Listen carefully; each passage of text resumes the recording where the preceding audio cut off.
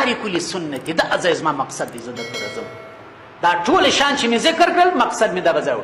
شپږم کس چې نبي کریم علیه السلام فرمایي ما لعنت پر ولی دی او د الله له طرفه لعنت دی. والتارک لسنتي هغه کسان دي چې په ټولنې کې سنت طریقې پرېښي دي، رسمونه رواجونه یې رامخته کړي دي. دغه ځای چې مال زه وګورم او بیا د باندې راوځم زما او ستا هغه مشاهدې ته چې وګورم او دا هشت مشت ته چې وګورم، دا د اور لوبو ته چې وګورم، دا زموږ د ځوانانو غورځېدانو ته چې وګورم. والتارک لسنتي نبي کریم علیه السلام فرمایي چا چې په هغه مشاهدې کې زما سنت طریقې پرېښولې پر هغه قوم به زما او د الله له طرفه لعنت وي. دغه ځای مشکل دی. راسي دا سنت طریقې ژوندۍ کړو. دغه د ټولو خبرو خلاصه ده. په کومه ټولنه کې چې سنت طریقې ژوندۍ کېږي د فسق و فساد و د بدعت و د رسم و رواج ریښې خېږي. تېره جمعه مې درته ویل، بیا مې درته ویل، من تمسک بسنتي عند فساد امتي، چې کله امت د فساد دور ته ولاړی، رسمونه غالب شول، رواجونه غالب شول، یو سنت که چا ژوندی کوي د سلو شهیدانو اجر به الله ورکوي. دا د ګرده در خبرې دي. زما څوک نه دي مشقت چې ته دا کوې او ته دا کوې او ته دا کوې. راسئ په ګډو لاس سره ورکړو. کوزدې پر اسلامي طریقه کو، ودونه پر اسلامي طریقه کو، او شادۍ و غمونه پر اسلامي طریقه کو. دا د باندې ژوند ماحول اسلامي کو. یو سړی نارې وایي چې د خدای روی دی، غله دي غله دي غله دي، ګور د سترګې د هغسې مړې ورته نیولي. دغه په اسلام کې نشته. المسلم اخو المسلم، مسلمان د مسلمان ورور دی. تېره جمعه مې درول لا یخذله څه مطلب دی؟ دا دې سړی غلو راټینګ کړي، د خدای په خاطر غلي دي، الله یې راوځغلي، هېڅوک نه ورځي. دلته تا دا سنت طریقه پرېښول، دلته دا حدیث ما او تا مات کړي. لا یخذله یو مسلمان بل مسلمان بې یار او بې مددګار نه پرېږدي. یو مثال مې درته درکوي. هر شی په ګډه، هر شی دغه طریقه ده. صحابه ولې الله ته محبوب خلک سول؟ صحابه ولې محبوب خلک سول؟ خو هغوی کې منل وه، هغوی کې څه شول؟ زنده کنی عطای تو اور بکشی فدای تو، دل شدہ مبتلای تو هر چی کنی رضای تو. وی هر څه د الله په رضا کې ورکړي وو. ای عبدالله بن عمر صاحب څه فرمایي؟ دا د صحابه کرام قرآن کې الله پاک ستایلي دي، احادیثو کې مدح راغلې ده، لیکن دا د صحابه سیرت ته چې ورشوه سي سړی ګوته په غاړه ونیسي چې یا الله څنګه چې ستا ستایلي ده دغسې خلک وه. مسجد نبوي ته، مسجد نبوي ډېرې دروازې درلودې. یوه دروازه د مسجد نبوي داسې وه چې زنانې پر راتلې، ښځې پر راتلې. نو چونکې هغه دور صفا دور هېڅ مشکل نه و. نبي کریم علیه السلام یو ورځ صحابو ته وفرمیل زما زړه دا غواړي، زما خوښه دا ده چې پر دغه دروازه باندې نارینه رانیسي، نارینه رانیسي.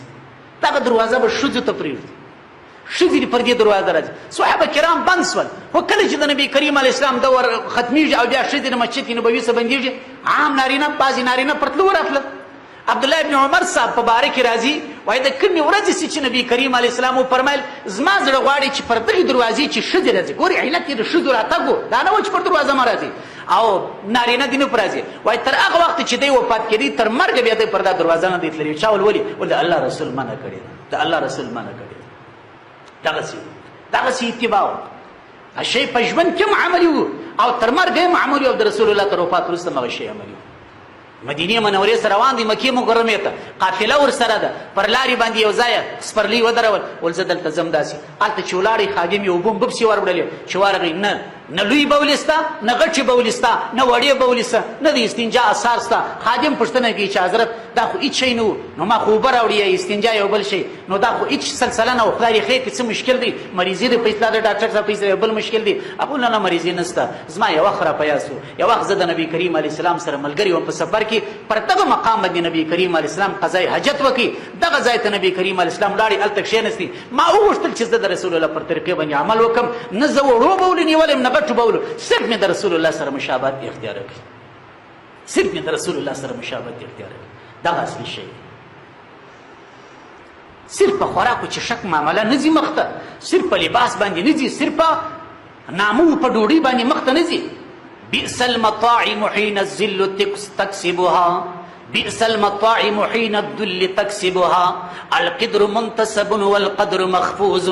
دا نن ډېر ځایونه زموږ ډوډیانې کېږي، واورئ د امیر تر مامور واورئ، ډېر ځایونه زموږ تاسې ډوډۍ کېږي، زموږ تاسې اکرامونه کېږي، لیکن په خدای باور وکړئ ډېرو ډوډیانو ته موږ ورسو په بېعزتۍ راوځو. ولې داسې کوزدې ته ما بیایي چې درز درو شروع دی، داسې کوزدې ته ما بیایي چې د سرو زرو ګوتمۍ په لاس راکړي، وایي دا زوم ته ور په ګوته که هغه ګوتې به د دوژخ اور سوځي چې د سرو زرو ګوتمۍ په لاس. ولې نه منئ موږ؟ عبدالله ابن عمر صاحب د رسول الله حکم څنګه جاری کړي؟ رسول الله پر دا دروازه چې څوک رانشي ښځې ولې ښځې راځي ټول زندگی بیا پر دا دروازه نه دی تللې. رسول الله څه فرمایي؟ حرم الذهب والحرير على ذکور امتی، سره زر زما د امت پر نارینه حرام دي. هغه ځوانان دي نن وګرځي ګوتمۍ چې ولاړه زما پر امت باندې د ورېښمو کالي حرام دي، لیکن ملا صاحب بوځي هلته کښېني شمع جمعې مخ ته ورته کښېږدي وایي دغه د سرو زرو ګوتمۍ په ګوته ورکړه. موږ هم دغسې ور وغورځوو چې نه ورکوو. لا نو بل علاج نشته، مرداري جوړېږي. بئس المطاعم حين الذل تکسر. شاعر دا حالت راخیستی دی. بئس المطاعم ډېره بده ډوډۍ ده وایي. حين الذل تکسبها، هغه ډوډۍ ډېره بده ډوډۍ د ملا صاحب چې ته ورسې فضیلت ورته ناست دی. ولې فضیلت ورته ناست یم؟ القدر منتصب، وایي دیګونه باندې ما جمعې تا وبالا کېږي، والقدر مخفوظ، خو ستا قدر عزت هلته کښته په تا باندې ناروا اعمال کوي. هغه ملا صاحب ځان ته ښیم، هغه عالم چې د سرو زرو ګوتمۍ راخلي او د ځوان په ګوته ورکوي چې واخ په ګوتې کړه، دا بېعزتي سول که نه سول؟ دا بېعزتي سول که نه سول؟ دا تاسې موږ ورته درولي زموږ ټولې ګیلې ستاسو له طرفه دي.